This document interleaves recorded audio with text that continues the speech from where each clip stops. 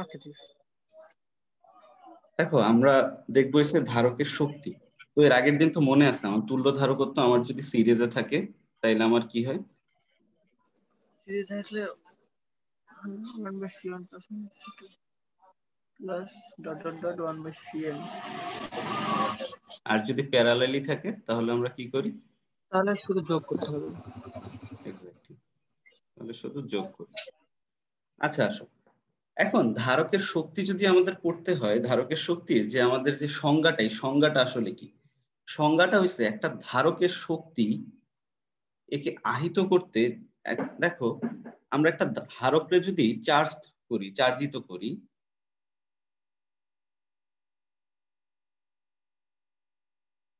যদি চার্জিত করি তাহলে আমার কি শক্তি প্রদান করতে হবে। তাহলে এই শক্তি প্রদান করতে কি আমার কাজ করা লাগবে। এই যে কাজটা সেইটাই কি আমার ধারকের শক্তি, তাই না? বুঝতে পারছো? দেখো এখন আমার যদি একটা সার্কিট বানাই, ঠিক আছে, ধরো একটা সার্কিট আছে, এটা হচ্ছে ধারক, এটা পজিটিভ এটা নেগেটিভ। দেখো আমাদের এখান দিয়ে চার্জ আগে প্রবাহিত হওয়া লাগবে, তাইলেই তো আমার কি হবে, কারেন্ট উৎপন্ন হবে বা এখানে আমার শক্তি জমা হবে। তাহলে দেখো যদি কারেন্ট প্রবাহিত হওয়া লাগে তাইলে এখানে আমার অবশ্যই কি বিভব পার্থক্য থাকা লাগবে। বুঝতে পারছো? আমার কি বিভব পার্থক্য থাকা লাগবে। তাইলে দেখো কিউ পরিমাণ যদি আমি আধান দিই আর ভি যদি আমার হয় বিভব পার্থক্য দুই প্রান্তের,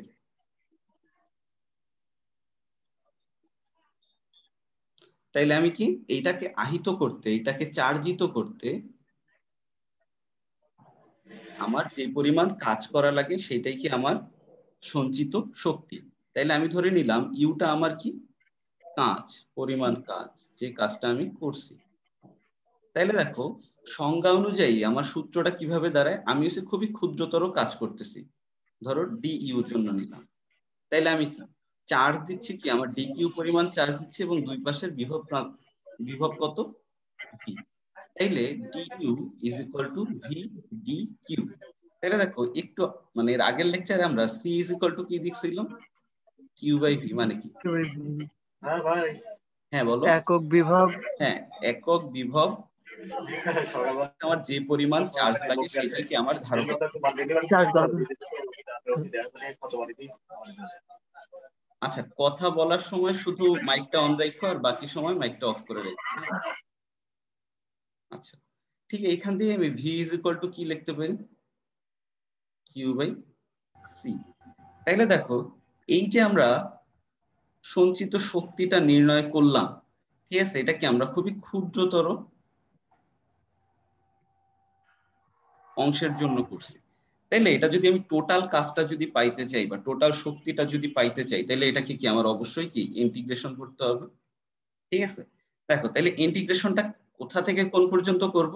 ধরো আগে আমার সঞ্চিত শক্তি ছিল 0, এখন কোন পর্যন্ত হইল ইউ, তাহলে আমি কি বি ইউ লিখলাম। ওকে দেখো ভোল্টেজ আমার কি এখানে কনস্ট্যান্ট, ঠিক আছে, তাইলে আমি এখানে কি লিখতে পারি, ইন্টিগ্রেশন অফ ডি কিউ। এখন কিউ আগে কত ছিল 0, 0 থেকে আমি কিউ পর্যন্ত বানাবো। এই কিউ পর্যন্ত বানানোর জন্যই আমার কি শক্তিটা ইউতে উত্তীর্ণ হবে বা উন্নীত হবে। ঠিক আছে, তাইলে দেখো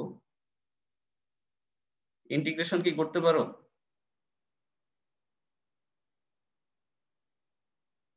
ইন্টিগ্রেশন কি হ্যাঁ করতে পারি ভাই। পারবা? আচ্ছা ঠিক হ্যাঁ। আছে, তাহলে এই যে ভিটাকে দেখো আমরা কিউ বাই সি লিখতে পারি না?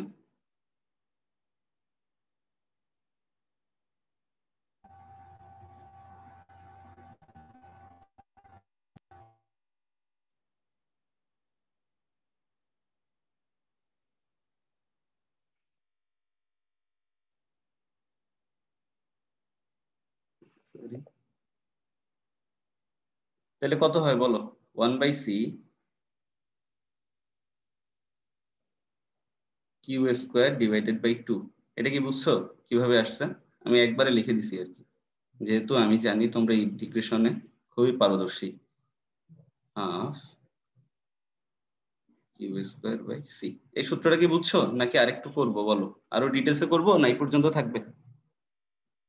বুঝতে পারলে করব, না বুঝতে না পারলে করব? একটু ডিটেইলস করেন। হ্যাঁ করব। হ্যাঁ হ্যাঁ আচ্ছা ঠিক আছে, দেখো যদি করতে হয় তাহলে একদম শুরু থেকে আসি। দেখো ডি ইউ কি লিখছিলাম সূত্রটা, ভি ডি কিউ। তাইলে আমি এর আগের দিন দেখছি কি সংজ্ঞানুসারে C is equal to Q by V. তাইলে এখানে ভি ইজ ইকুয়াল টু কি লিখতে পারি, কিউ বাই সি। এই যে ভি এর মানটা এখানে বসায় দাও, তাহলে d U is equal to Q by C d Q. তাহলে এইটাকে আমি এভাবে একটু সুন্দর করে লিখতে পারি, কিউ ডি কিউ। এতটুকু কি বুঝছো? ঠিক আছে, তাইলে এই যে দেখো ডি কিউ যখন আছে, ডি ইউ যখন আছে, তার মানে এরা কি ক্ষুদ্রতম অংশের জন্য। তাহলে আমি যদি পুরাটা শক্তি বের করতে চাই তাহলে এটাকে আমার ইন্টিগ্রেশন করতে হবে। D U is equal to 1/c Q d Q. দেখো আমি চার্জ বাড়াইছি কতটুকু, কত থেকে কত পর্যন্ত, 0 থেকে কিউ পর্যন্ত না? সেই 0 থেকে কিউ পর্যন্ত চার্জ বাড়ানোর জন্য আমার শক্তি জমা হয়েছে কি, আগে ছিল যখন আমি কিউ ছিল 0 তখন আমার শক্তিও ছিল 0। আমি যখন কিউ থেকে 0 থেকে কিউ পর্যন্ত চার্জ বাড়াইছি তখন আমার সঞ্চিত শক্তি 0 থেকে কি হয়েছে, ইউ হয়েছে। তার মানে আমার সীমাটা কতটুকু, 0 থেকে ইউ পর্যন্ত। তাহলে 0 থেকে ইউ, আর চার্জের সীমা কত, 0 থেকে কিউ। তাহলে এটা করলে কত হয়, ইউ 1/c, এটা আসে Q square divided by 2 U 0।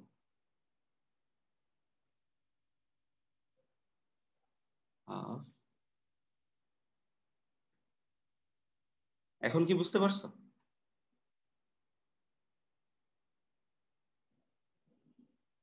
এখন কি বুঝতে পারছো? হ্যালো, মোটামুটি বুঝছি। মোটামুটি কেন, পুরা বুঝো নাই? ইন্টিগ্রেশনটা হচ্ছে ভুলে গেছি তো, ফার্স্ট ইয়ার করছিলাম। আচ্ছা ইন্টিগ্রেশনে কি করবা, আচ্ছা ইন্টিগ্রেশনের এটা সূত্র হইছে ইন্টিগ্রেশন অফ এক্স ডিএক্স। যদি হয় তাহলে সূত্রটা কি দাঁড়ায়, x to the power n divided n plus 1 divided by n plus 1 plus C. ঠিক আছে, এই যে এটা সূত্র। হ্যাঁ ঠিক আছে, আচ্ছা দেখো এটা যদি হয় আমরা আবার কি জানি, কিউ ইজ ইকুয়াল টু, দেখো এইখান দিয়া কিউ ইজ ইকুয়াল টু কত আসে। দেখো এখানে আমার মান আছে কি, আমি আগে সূত্রটা লিখি, ইউ ইজ ইকুয়াল টু, এখানে তিনটা সূত্র আছে। ঠিক আছে, তিনটা সূত্রই আমার লাগবে, half Q square divided by C. দেখো আমি পাইছি কি C is equal to Q by V.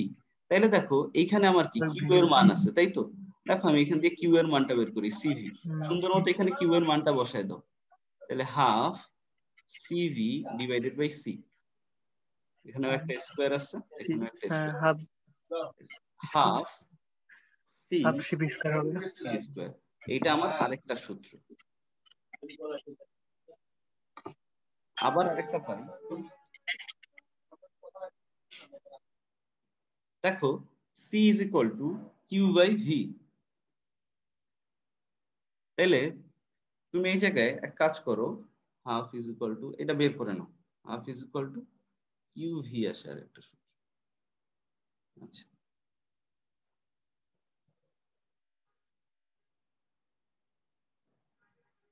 এখানে কার মান বসাবা বলো, সি এর মানটা বসাবা, এই যে এখানে যেটা আছে। হ্যাঁ সি এর মানটা কিউবি বসালে হয়ে যাবে। হ্যাঁ হয়ে যাবে, ঠিক আছে। তাহলে এই জিনিসটাও তোমরা বুঝতে পারছো তাই তো?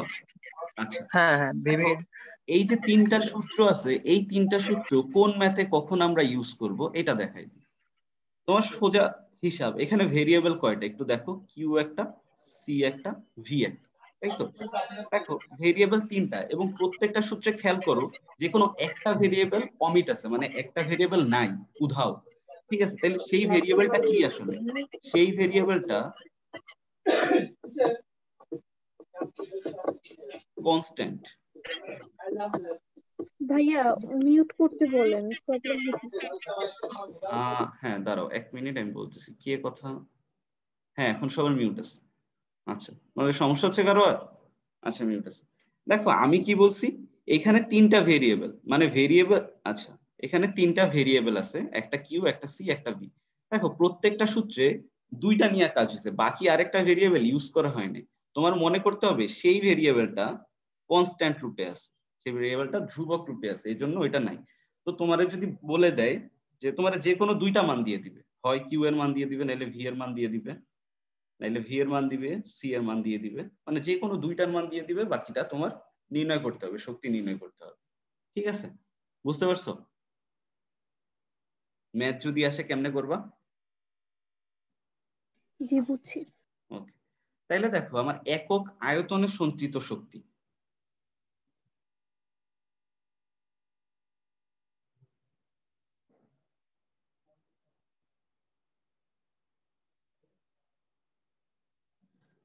দেখো একক আয়তনে, এই যে আবার দেখো এই যে একক শব্দটা আছে, তার মানে কি একক আয়তনে সঞ্চিত শক্তি আমি যদি ইউ প্রাইম ধরি, তাহলে কি আমার মোট সঞ্চিত শক্তি, মোট শক্তি ডিভাইডেড বাই কি আমার আয়তন। কারণ কি আমি তোমাদের বলছিলাম যার সামনে এই যে একক শব্দটা আসবে সেটা ভাগ হিসেবে চলে যাবে। ঠিক আছে, তাইলে দেখো আমার মোট শক্তি কি পাইছিলাম, ধরো হাফ সি ভি স্কোয়ার পাইছিলাম। ঠিক আছে, আর আমার আয়তনটা কত, এ ক্ষেত্রফল, আর ডি কত আমার এখানে আরেকটা দূরত্ব। তাইলে দেখো V is equal two E D, এইটা কি মনে আছে? এই সূত্রটা কিভাবে আসে? আছে না মনে ভুলে গেছো? মনে করে দেখো, না মনে থাকলে আরেকবার দেখাই দিচ্ছি। Is equal to 1/4 Q divided by, সাউন্ডটা অফ করো। আচ্ছা, ঠিক আছে, তাইলে ভি ইজ ইকুয়াল টু কি ছিল আমার 1/4 কিউ ডিভাইডেড বাই আর। তাইলে দেখো এখানে আমি কি লিখতে পারি,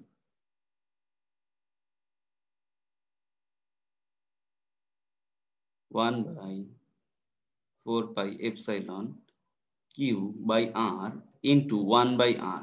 তাহলে এই মানটা দেখো বিভব ভি, তাহলে ভি ইন্টু 1/r। তাহলে দেখো এখানে ভি ইজ ইকুয়াল টু ই আর লেখা যায় না, এই আরটাই আসলে আমি এখানে ডি হিসেবে কাউন্ট করতেছি। বুঝতে পারছো? তাহলে হাফ সি, ভি এর মানটা বসাই দেবে, ভি এর মান কি ইডি, তাহলে ই স্কোয়ার ডি স্কোয়ার, তাহলে এখানে কি আসে এ ডি। দেখো সি এর মান, ঠিক আছে, সি এর মান আমরা কি জানি, এটা কোন কিসের জন্য পাইছিলাম বলো? E A D, E A divided by D কিসের জন্য পাইছিলাম বলো? সমান্তরাল পাতের ধারকত্ব। এক্স্যাক্টলি, সমান্তরাল পথের ধারকত্বের জন্য পাইছি। তাহলে আমরা একক আয়তনে সঞ্চিত শক্তি নির্ণয় করতেছি কার জন্য? সমান্তরাল পাতের ধারকত্বের জন্য। ঠিক আছে, এ ডি। এখন সুন্দর করে কাটাকাটি করো, কি আসে দেখো। এই যে নিচে ডি চলে আসলে ডি স্কোয়ার চলে আসে, তাহলে এইটা এটা এটা কাটা যায়, এই যে এ, এই এ কাটা যায়, তাহলে থাকে কি হাফ এপসাইলন ই স্কোয়ার। ঠিক আছে, তাইলে আমার একক আয়তনে সঞ্চিত শক্তি কি হাফ এপসাইলন ই স্কোয়ার। বুঝতে পারছো কিভাবে আসছে? আচ্ছা, দেখো এখন এসে ধারকের, তোমাদের বইতে কিছু জিনিস আছে ধারকের ব্যবহার, তারপরে অপরিবাহী ডাইইলেকট্রিক পদার্থ। ঠিক আছে, ধারকের ব্যবহার ধরো এই যে ক্যাপাসিটর তোমরা কই কই ইউজ করো। ঠিক আছে, ধরো এই যে ফ্যান অনেক সময় আস্তে চলে, খেয়াল করো, তারপরে তোমাদের বাজার দিয়ে ওই যে ইলেকট্রিশিয়ান এসে যে বলো যে ক্যাপাসিটর নষ্ট হয়ে গেছে, ক্যাপাসিটর নষ্ট হয়ে গেছে। মনে আছে? এটা কি কারো বাসায় কখন হয়েছে? জি ভাইয়া। হয় নাই কারো বাসায়? জি ভাইয়া হইছে। হ্যাঁ, হইছে ভাইয়া। তাইলে দেখো ক্যাপাসিটরের কাজটা একটু খেয়াল করো, যে ক্যাপাসিটরটা যদি নষ্ট হয়ে যায় আমার ফ্যানটা আস্তে ঘোরে। এর কারণ কি? এর কারণ হচ্ছে ক্যাপাসিটর আমার একটা নির্দিষ্ট পরিমাণ চার্জ জমা রাখে। ঠিক আছে, যে চার্জটা আমার ফ্যান যখন চলে ওই চার্জটা তাকে আর ওই যে সুইচ দেওয়ার পর আর নতুন করে সরবরাহ করা লাগে না। বুঝতে পারছো? এই জন্য আমার ফ্যানটা একটু জোরে ঘোরে। ক্যাপাসিটর যখন নষ্ট হয়ে যায় তার মানে কি ওই চার্জটা জমা থাকে না, ওই চার্জটা আমার কি সুইচ অন করার পরে যোগান দিতে হয়, এখানে শক্তি কমে যায়। এই কারণে আমার কি হয়, ভাইয়া নেট প্রবলেম, বোঝা যাচ্ছে না কেমন যেন। ফ্যানটা একটু আস্তে ঘোরে। আচ্ছা, আচ্ছা, তেমন কিছু ইম্পর্টেন্ট বলিনি, শুধু একটা উদাহরণ দিছি আর কি, যে তোমাদের ফ্যান কেন আস্তে ঘুরে ক্যাপাসিটর নষ্ট হয়ে গেলে এটা। তো কি হয়, এই যে ক্যাপাসিটর কি একটা সঞ্চিত শক্তি থাকে, এই শক্তিটা থাকে না যদি নষ্ট হয়ে যায়, তখন কি ফ্যানটা একটু আস্তে ঘুরে। ঠিক আছে। আর অপরিবাহী আর ডাইইলেকট্রিক পদার্থ যেগুলো, অপরিবাহী কি আমার কখনোই এসে বিদ্যুৎ পরিবহন করবে না, আর ডাইইলেকট্রিক পদার্থ হইছে এই পদার্থটা যদি তুমি কোনো তড়িৎ ক্ষেত্রে স্থাপন করো, এই যে যদি কোনো তড়িৎ ক্ষেত্রে স্থাপন করো, তাহলে তোমার কি করবে, এটা একটা ডাইপোল তৈরি করবে। আর যদি ডাইপোল তৈরি করে তাহলে অবশ্যই কি আমার ইলেকট্রিসিটি পরিবহন করবে।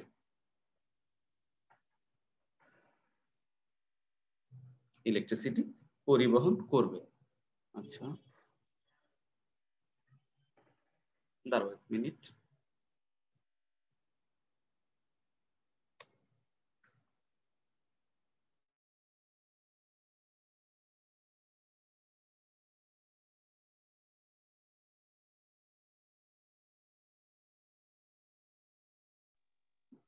আচ্ছা দেখো, এরপরে তোমাদের যে জিনিসটা আছে গাউসেস ল, ঠিক আছে। আচ্ছা, তোমরা এতদিন যত পরীক্ষা দিছো সবাই কি সেকেন্ড ইয়ারে এখানে? আচ্ছা হ্যাঁ হ্যাঁ সেকেন্ড জি ইয়ার। ভাইয়া। আচ্ছা, এতদিন যত পরীক্ষা দিছো কখনো কি গাউসের ল দিয়ে কোশ্চেন আসছে? এখনো আসে নাই, পরীক্ষা এখনো তো আসে দিছে না। একটা মাত্র। হ্যাঁ পরীক্ষা তো দিইনি আমরা আচ্ছা, তোমরা পরীক্ষা সেকেন্ড ইয়ারে। আচ্ছা যাই হোক, দেখো গাউসের ল দিয়ে কোশ্চেন আসার কথা না, ঠিক আছে, তবু আমরা কি করব, একদম বেসিক জিনিসটা জেনে রাখবো। ঠিক আছে, গাউসের ল জানার আগে আমাদের প্রথম দুইটা জিনিস জানতে হবে, একটা হচ্ছে কুলম্বের সূত্র। ঠিক আছে, এখন কুলম্বের সূত্র কি আমরা জানি না? কুলম্বের সূত্র কি ছিল? x = 1/4πε0 q1 q2 divided by r²। এটা কি ছিল? আমি যখন পড়াইছিলাম তখন বারবার বারবার করে বলে দিছিলাম, বারবার বলে দিছিলাম এই যে চার্জগুলা, এই চার্জগুলো আমার কি বিন্দু চার্জ, মনে আছে? তখন হয়তো বা তোমাদের মাথায় কাজ করে না যে বারবার কেন ভাই বিন্দু চার্জ বলতেছে। এর কারণ হইছে, আমার যখন এই যে বিন্দু চার্জ মানে কি, এই যে একটা বিন্দু, এই চার্জটাই বিন্দুর মধ্যেই আছে। ঠিক আছে, এখন আমি যদি একটা ক্ষেত্র ধরি, এই ক্ষেত্রটা ধরো পজিটিভ আছে, মানে পজিটিভ চার্জ যুক্ত। এখন এই দুইটা ক্ষেত্র আছে, এই দুইটা ক্ষেত্রের জন্য তোমাকে যদি বলে এদের মধ্যকার বল নির্ণয় করো, তুমি কি কুলম্বের সূত্র ইউজ করতে পারবা? পারবা না। কারণ কি, কুলম্বের সূত্র একমাত্র কাজ করে কিসের জন্য? বিন্দু চার্জের জন্য, অনলি বিন্দু চার্জ।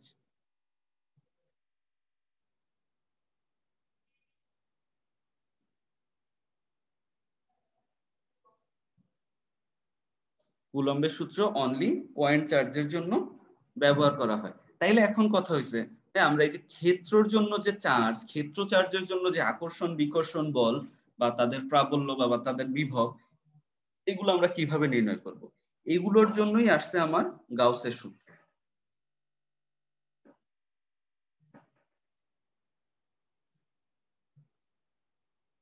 এজন্যই আসছে আমাদের গাউসের সূত্র।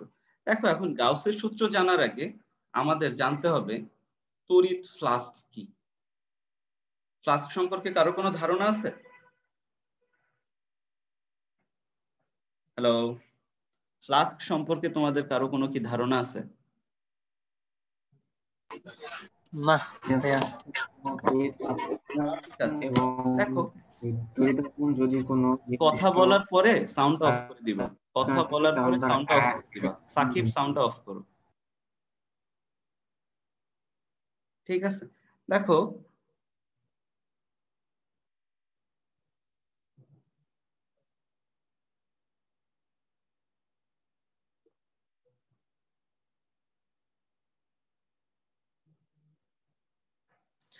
ফ্লাস্ক জিনিসটা হইছে, আমি একটা চিন্তা করব আমার একটা তল আছে,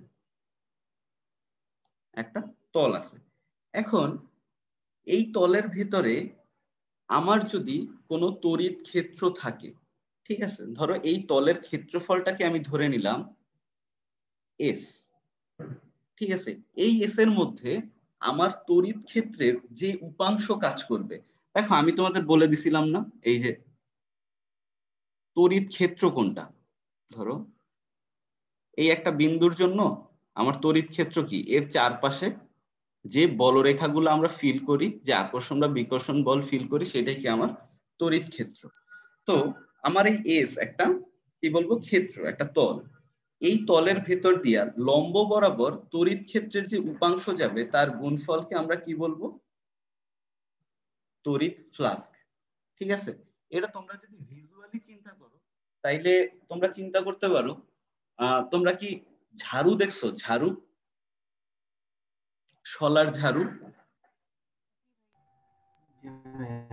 দেখছি। শলার ঝাড়ু দেখছো?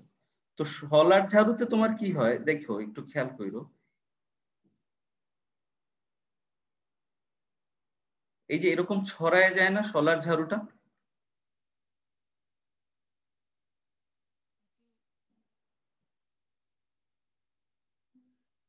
দেখো ধরো এই যে একটা জায়গাটা থাকে, এইখান দিয়ে কি শলাগুলা কি ভেতরে ঢুকে যায়, শলাগুলা ভেতরে ঢুকে বের হয়ে যায়, তাই তো? বুঝতে পারছো কি? হ্যালো? জি। আচ্ছা, দেখো এই যে শলার ঝাড়ুটা, এইটাকে যদি আমি ক্ষেত্র ধরি, এই যে গোল যে অংশটাকে আমি মার্কিং করতেছি, দাঁড়াও আমি কালার চেঞ্জ করে নিচ্ছি, দেখো এই যে অংশটা, এটাকে যদি আমি ক্ষেত্র ধরি, এর ভেতর দিয়া লম্বভাবে, আর এই যে শলাগুলাকে আমরা ধরবো তড়িৎ, আচ্ছা এটাকে আমরা বলবো তড়িৎ ক্ষেত্রের উপাংশ।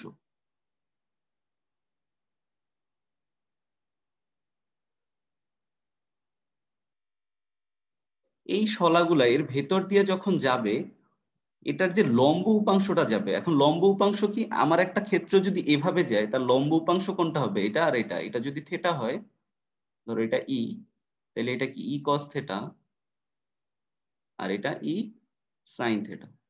তাহলে আমার যে এই যে লম্ব উপাংশ যেগুলা যাবে তার গুণফলকে আমি কি বলবো, তড়িৎ ফ্লাক্স।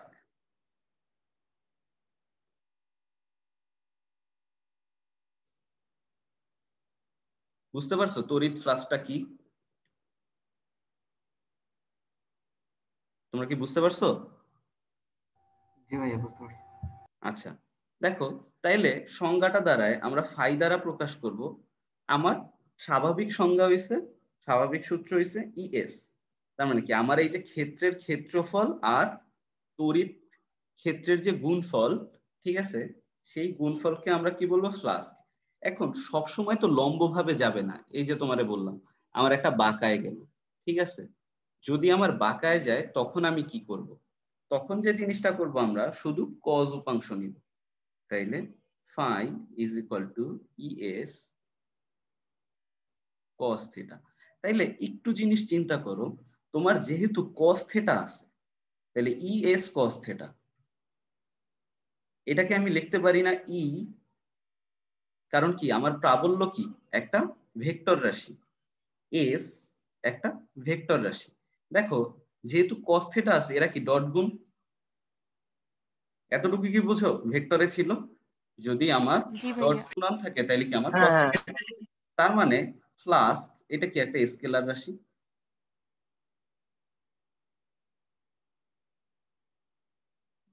এতটুকু কি বোঝা গেছে?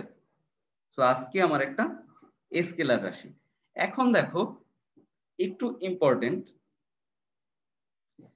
এই যে আমরা ফ্লাক্সটা নির্ণয় করতেছি, এই ক্ষেত্রটা কি একটা আবদ্ধ ক্ষেত্রফল না, আবদ্ধ ক্ষেত্র না? যদি আবদ্ধ ক্ষেত্র হয় তাহলে দেখো আমরা প্রথমে একটা ক্ষুদ্রতর অংশের জন্য যদি ফ্লাক্স নির্ণয় করি,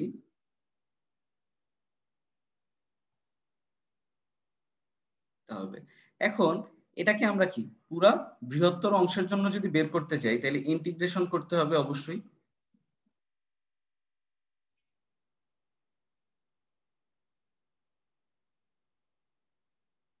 দেখো আচ্ছা এটা ফাই,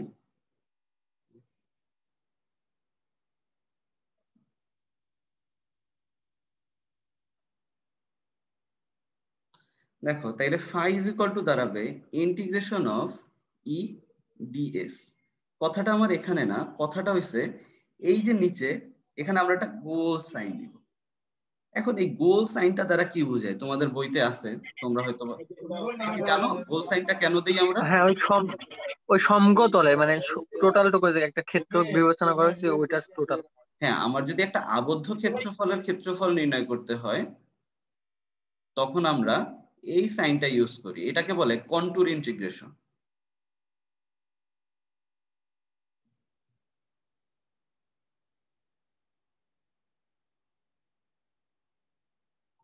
ইংরেজিতে লিখলে এরকম আসে কন্টুর ইন্টিগ্রাল। ঠিক আছে, এতটুকু তো বুঝছো? আচ্ছা, এতটুকু যদি বোঝো তাইলে আমরা এখন গাউসের লতে যাইতে পারি। Okay fine.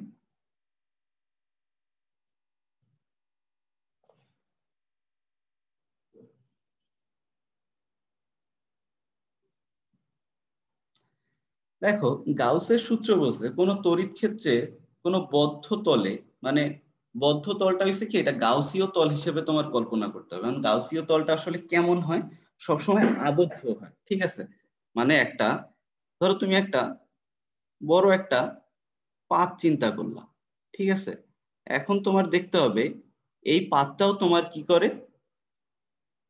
আবদ্ধ হইতে হবে। ঠিক আছে, এটাও আবদ্ধ হইতে হবে। দেখো এখানে তড়িৎ ফ্লাস্কের, এখানে যে তড়িৎ ফ্লাস্কটা হবে, তড়িৎ ফ্লাস্ক কি আমার ফাই আমি একটু আগে জানছি, এইটার এপসাইলন গুণ হবে এই যে তড়িৎ ক্ষেত্র আছে এই তড়িৎ ক্ষেত্রের টোটাল চার্জের পরিমাণের সমান। বুঝতে পারছো? আমি কি বলছি, আমার কোনো গাউসীয় তলে, গাউসীয় তল বলো বা আবদ্ধ তল বলো, যেটা একটা বললেই হবে, গাউসীয় তলে যে আমার ফ্লাস্কটা থাকবে, যে ফ্লাস্ক উৎপন্ন হবে, এই ফ্লাস্ককে যদি আমরা এপসাইলন দ্বারা গুণ করি তাহলে আমরা কি পাবো, এই আবদ্ধ তলে টোটাল যে চার্জ আছে সেই চার্জের চার্জ পাবো। সমান হবে। ঠিক আছে, তাইলে দেখো একটু আগে আমরা একটা জিনিস দেখছি,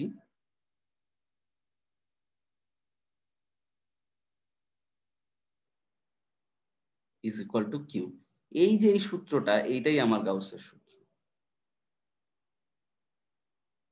বুঝতে পারছো? দেখো এখন একটা সুন্দর জিনিস, আমাকে যদি বলে দেয় এই যে তলটা আছে, এই যে তলটা যদি তল আবদ্ধ না হয়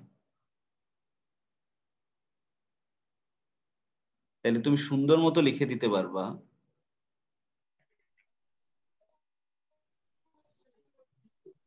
ইজ ইকুয়াল টু 0।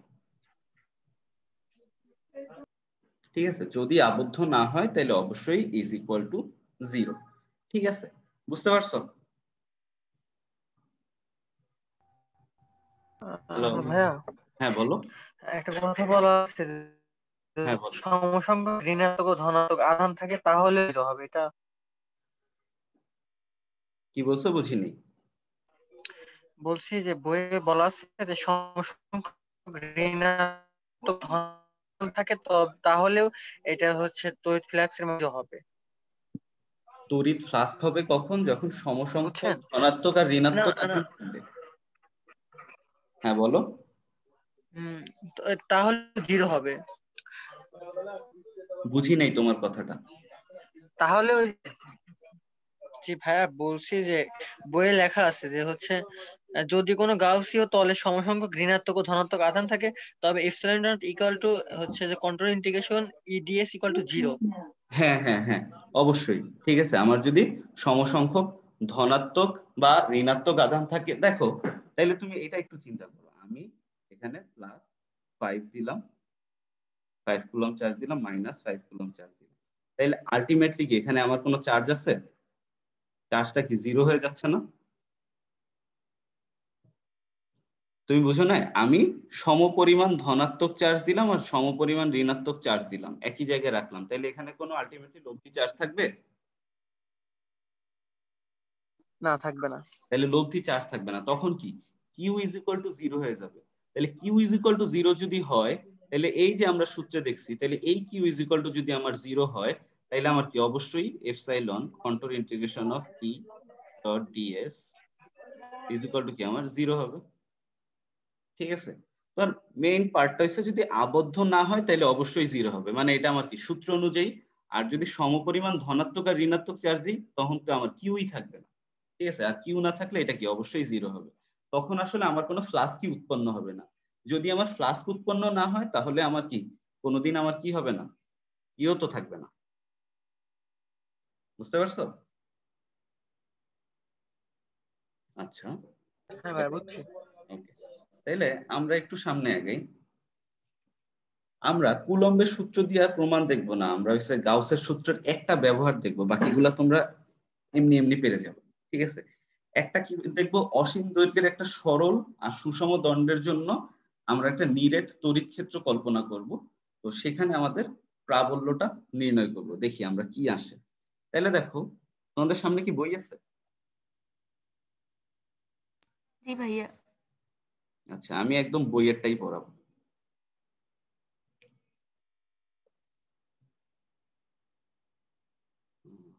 আচ্ছা, হাত দিয়ে এঁকে দিই, তো এই করার দরকার নেই। দেখো আমি জাস্ট তোমাদের এটা বুঝাবো আর কিছু না, ঠিক আছে। বইতে সব সুন্দর করে করে দেয়া আছে, আমি যেভাবে আঁকবো আমার থেকে অনেক সুন্দরভাবে আঁকা আছে বইতে, ঠিক আছে। এখানে আমার বলছে আমার এই যে দণ্ডটা আছে এই দণ্ডের প্রতি একক আয়তনে আমার কি আছে, আমার যে চার্জটা আছে সেই চার্জের পরিমাণ ল্যামডা ধরছে।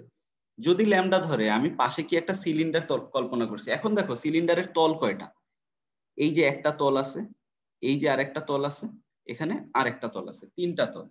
তোমরা ওই যে বয়ম দেখছো না তোমাদের, ওই যে বিভিন্ন আচার বা বিস্কুটের যে বয়ম থাকে, সেই বয়মে কি উপরে একটা তল থাকে, নিচে একটা তল থাকে, আর চারপাশ মোড়ানো আরেকটা তল থাকে। তার মানে তল কয়টা, একটা, দুইটা, তিনটা, তাই তো। দেখো আমি কি করব, আমি তড়িৎ যে ক্ষেত্রটা সেই ক্ষেত্রটা আমি এই বরাবর দিলাম,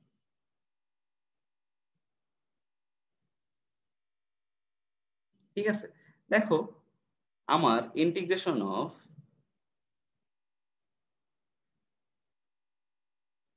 এটা আমার কি ছিল, এই যে 1 নাম্বার তল, 2 নাম্বার তল আর 3 নাম্বার তল, এই তিনটা লব্ধি হবে কি আমার আলটিমেট যোগফলটা, লব্ধিটা হবে কি এই তিনটার যোগফল। তাইলে দেখো আমি কি করলাম, ক্ষেত্র 1 এর জন্য নিলাম ইডিএস ডট গুণন প্লাস 2 নাম্বারের জন্য নিলাম কি ইডিএস, 3 নাম্বারের জন্য নিলাম। দেখো আমি কি বলছি, এরা স্কেলার রাশি, মানে কি ডট গুণন। তাইলে দেখো ইডিএস কস, দেখো আমি 1 নাম্বার তলের জন্য আমার 1 নাম্বার তলটাও যেদিকে আছে আমার ক্ষেত্র কি ওই একই দিকে আছে, তার মানে থেটা কত, এখানে 0 ডিগ্রি।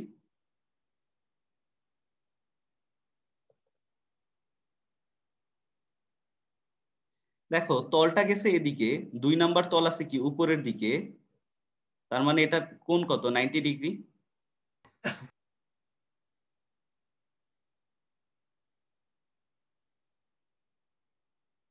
দেখো এটা আছে নিচের দিকে, এটা কি -90 degree, cause minus theta is equal two কি কস থেটা। তাইলে দেখো এখানে কি আসে ই ডি এস, এগুলো কি কজ 90 এর মান কত 0, কজ 90 এর মান কত 0, ঠিক আছে। তাইলে আমি কি লিখতে পারি, ইন্টিগ্রেশন সাইনটা দিয়ে দিই, আমার কি 1। দেখো এখন আমি কি করতে পারি বলো, এটা কি আমার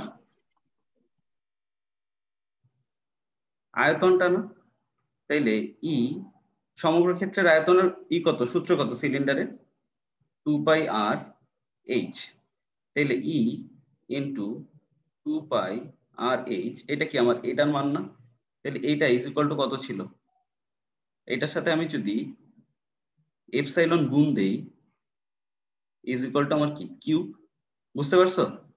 তাহলে এখান দিয়ে ই এর মানটা নির্ণয় করো, Q divided by 2 pi R S epsilon, এটাই আমার কি আলটিমেট সূত্র। বুঝতে পারছো কিভাবে আসছে? জি হ্যালো, ভাইয়া। আচ্ছা তাহলে তোমরা এক কাজ করবা, খোলকের জন্য যেটা আছে ওই দুইটা একটু দেখো, যদিও খুব একটা সূত্র আসার কথা না, আমি জাস্ট থিওরিটা বোঝানোর জন্য এই দুইটা করলাম আর কি, যে গাউসের লটা কি, কিভাবে কাজ করে। ঠিক আছে, আমরা 5 মিনিট পরে এসে আরেকটা ক্লাস করব, আমি লিংক দিয়ে দিচ্ছি। ঠিক আছে, ওইটা আমরা ম্যাথ সলভ করব। ঠিক আছে, জি ওকে। তাহলে 5 মিনিট কি ঠিক আছে। আচ্ছা আমি লিংক দিয়ে দিচ্ছি, হ্যাঁ।